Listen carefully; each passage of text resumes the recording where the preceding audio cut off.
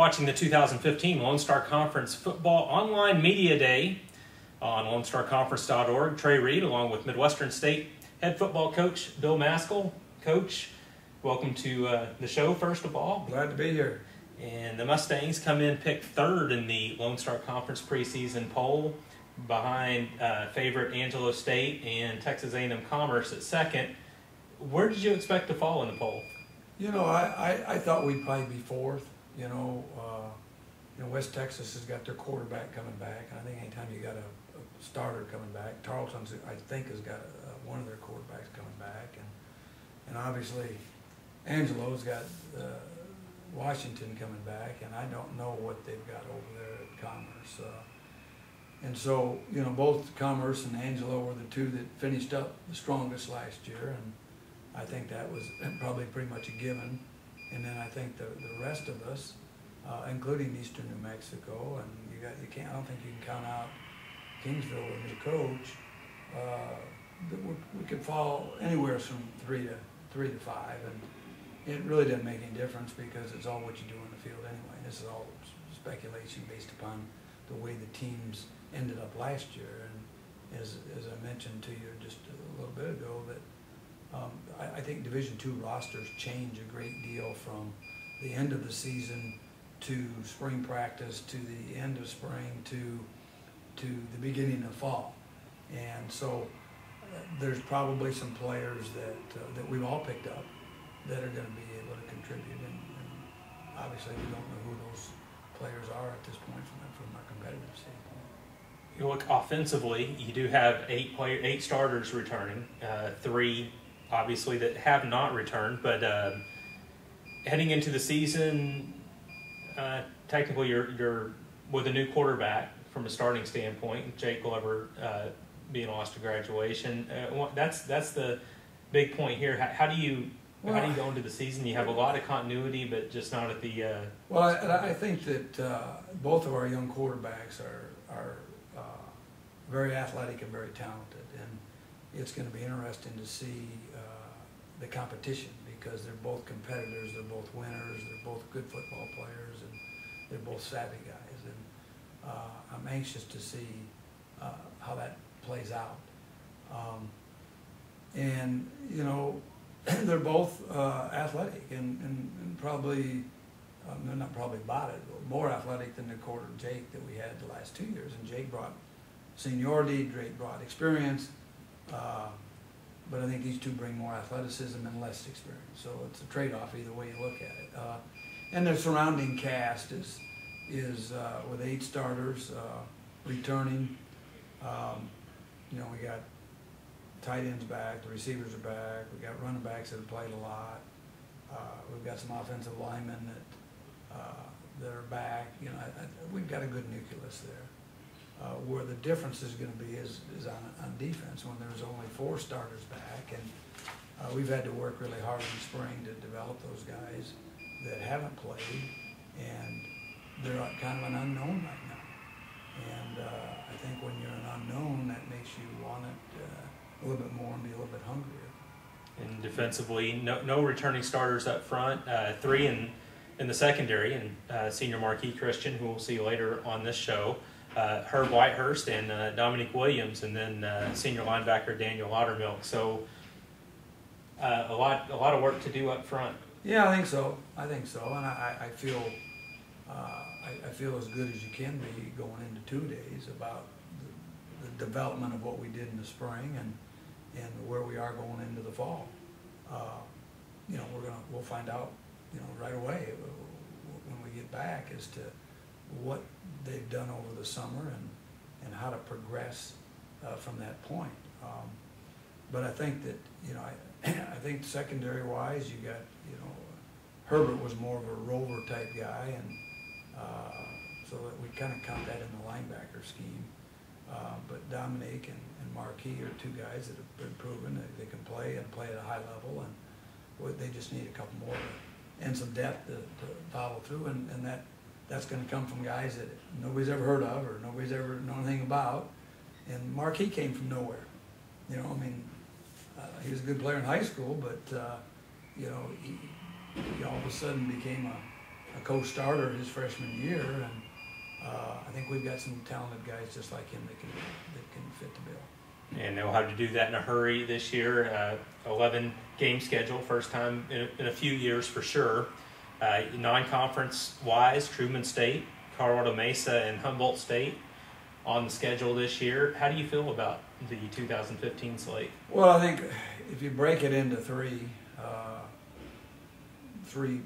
equal parts, if you can do that with 11 games, the first three are going to, in my mind, just because of the preparation with so many unknown kids that haven't actually performed, and with fewer opportunities, we were opening up a week earlier this year, the first weekend in September versus the second week. And that might be a good thing because there's a more sense of urgency as it was in the past. We knew we had that extra week of practice. The second game, we're going to travel all the way out to Colorado, and that's and it's a drive. It's a bus drive. It's not a plane trip for us anyway. And we're going to get back late, and then we're going to turn around and play Eastern New Mexico at 11:30, an early ball game. So I think if you look at those three games, and then you look at the middle part of the season, where you hit Tarleton, Angelo, West Texas, you hit those three in the middle, and then at the end, you finish with, I think Humboldt comes in there somewhere, right, and then Commerce, and then Kingsville. Do I hit all? Do I hit? We missed. That was all of them. And key thing about it is the 5 home games this year too. So that's a plus to the schedule. Well, that plus, we have the success that we think that we can have, then you're going to add another home game or two at the end of the season. And I'd like to see our conference get more than one team in the playoffs. And I'm hopeful that that's going to happen this year. And to do that, you got to hit on all cylinders throughout the course of the year, and not, last year we got one team in, and I think we had others that were deserving that could have gotten in. Well, good luck this year, Coach. We appreciate it. That's right. Thanks so much.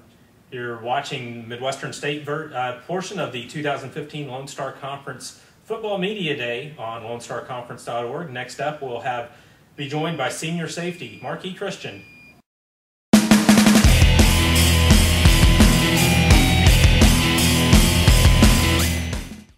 You're watching the 2015 Lone Star Conference Football Media Day on LoneStarConference.org. Trey Reed along with senior safety Marquis Christian. Marquis, first team all-conference performer last season, played 8 games, made 81 tackles. And we were talking earlier about big hits, and basically we've had a few highlights in your now going into your 4 seasons. Kind of, what are some of the ones you remember? Oh man, I've had some good hits since I've been here, but a few highlights. Of course, I remember scooping and scoring freshman year at West Texas. That's one of the biggest memories to me. But as far as hits go, I have some pretty good hits. Like last year, the hit against Ricky Collins at Commerce at home. It's pretty memorable. I remember my sophomore year, I believe, I had a pretty memorable hit against West Georgia. We were down in West Georgia. I think it was late in the fourth quarter. I got me a guy right across the middle, pretty good on the post, like towards the end of the game. That was a pretty good hit, and almost like one of the best hits I've had. So my career was like at practice at the scrimmage on one of my teammates, unfortunately, but those are the most memorable hits I've had since I've been there. Probably. And moving into the season, said defense that's going to be a little bit different looking. 4 returning starters from last year. It means losing 7, and coming in along with another senior linebacker, Daniel Laudermilk, who was the second returning tackler at 68. From a senior perspective in the secondary, what does it look like this year? It's a different nucleus every year, and then every year we never know how it's going to look until we get out there in the season. But our defense, the way our defense is, our coach is always going to put the best 11 guys out there that are going to run to the ball and make plays happen. So, I just have confidence that our coach is going to make the right decisions, put the right guys out there, and the guys that are out there, the guys work hard enough to make those plays. And starting off now, we have an 11-game season, so that one more game is just going to help us gel more together. And once we get rolling, I think we'll be top defense like we usually are. picked third in the Lone Star Conference this season. Obviously, the goal is to win. Scoreboard. That's why you play the games to win.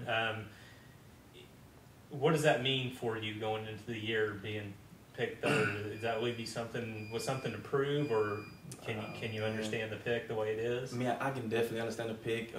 Coming off last year, it was 6-4. Really won our best season in a while. So I wasn't even expecting the third standing. I was, like Coach Malcolm said, I was expecting probably a fourth. I was going to land it somewhere in the fourth, because those guys that do have the standings on top of us, they earned it with their season last year. And the standings are based off last year's performance. But man, me and my teammates, we don't even give into the polls. We leave that to the coaches and everybody else in the media. We just focus on football and getting ready for the season and putting the work in now. So when the season comes and when it's all said and done, we can be at the top of the conference. And being your fourth year in the Lone Star Conference, kind of talk about the competition level of the league. Oh yeah, ever since I came into the conference, it's always been a very competitive conference, and year in and out. We never know who's gonna finish atop. It's been crazy ever since last year.